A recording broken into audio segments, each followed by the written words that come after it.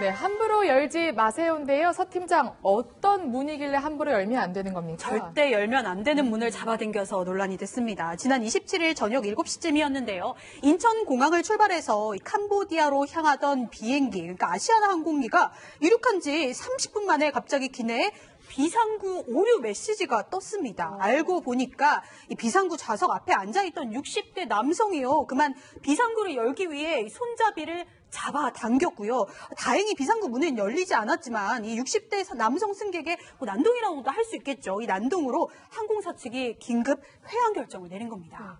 근데 저는 또 처음 한 게 이렇게 그냥 승객이 비상구 문을 열 수 있나 봐요. 못 엽니다. 저 같은 경우 내국할 때, 네. 저 같은 경우에는 이제 비상시에 도와준다 그러면은 비상구를 선택해 주더라고요. 그런데 카바가 씌었기 때문에 그걸 열어야 돼요. 그러니까 열지를 못하는, 일단은 시도를 했으니까는 그 항공 기장이라든지 스튜어디스 볼 때는 위험성이 있으니까 회항을 했는데 실제적으로는 열지 못하고 혹시 열리지도 않지만 열었다 하더라도 우리 영화에서 보면은 비행기에서 문 열리면 사람이 빨려 나가잖아요. 다 하늘로 나가잖아요. 네, 근데 그렇지 않고 압력이 높기 때문에 빨려 나가지는 않기 때문에 그렇게 걱정 안 하셔도 될 것 같습니다. 그러니까 저렇게 영화에서처럼 문 빨려 나가지 열면 않는데요. 네네. 사람들 다 날아가는데 저거 영화나 그렇다? 영화라 그렇습니다. 기압 차이 때문에 네, 빨리 나가지 않습니다. 이거 높으니까 기압이 오히려. 거죠. 네네. 그렇군요.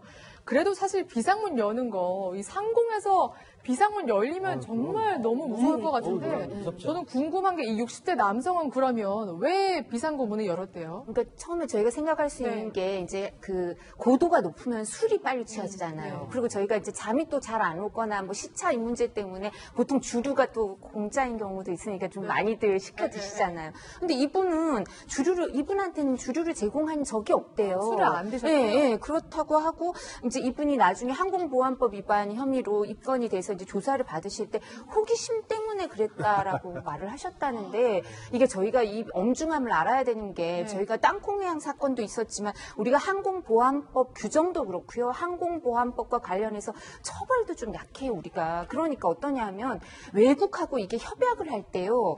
우리가 항공보안과 관련해서는 조금 처진다 이렇게 생각하는 거예요. 다른 나라들이. 협약할 때 너희는 그런 사고도 좀 많이 나고 뭐 땅콩회항에도 뭐 어쩌고저쩌고 근데 이런 경우처럼 이런 사례가 집적이 되면 이렇게 누적이 되면 우리가 항공 보안에 있어서 이제 사실은 열등 국가처럼 되면서요. 그렇게 되면서 아주 불리한 상황에 닥칠 수가 있거든요. 그래서 이 부분에 대해서 이제 아직은 사람들이 인식이 많이 알려지지 않았기 때문에 그렇지만 이제 항공보안법 관련 규정도 좀 더 엄격하게 개정이 돼야 될 필요가 있고 처벌도 좀 높아져야 될 필요가 있고요. 우리도 이 항공보안과 관련해서는 정말 그 비행기 사고라는 게 얼마나 위험해요. 그래서 이 부분에 대해서 경각심을 좀 가질 필요가 있을 것 같습니다. 아무래도 국회의원으로서 이제 국회에서 이제 활동하신 경험이 있으셔서 이러한 지적도 해주셨는데, 근데 사실 안전 문제로 이 비행기가 결국에 인천공항에 돌아간다면서요.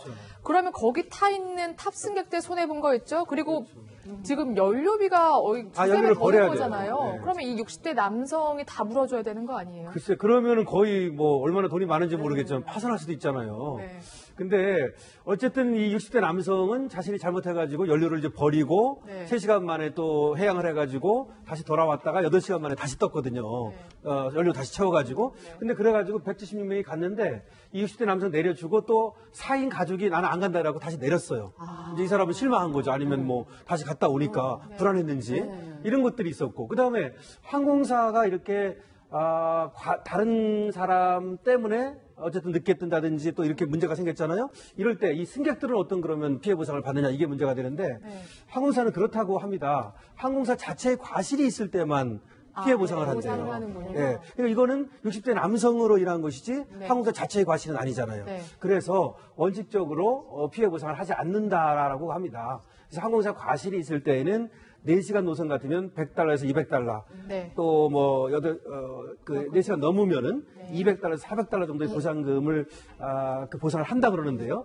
사실 이 경우는 60대 남성에게는 모르지만 이 항공사 자체가 보상하는 것 같지는 않습니다. 알겠습니다. 또 사실 연료비가 발생을 했는데 이 항공사가 승객에게 청구하지 않기로 했다고 합니다. 그럼 다음 순서로 넘어가 보겠습니다.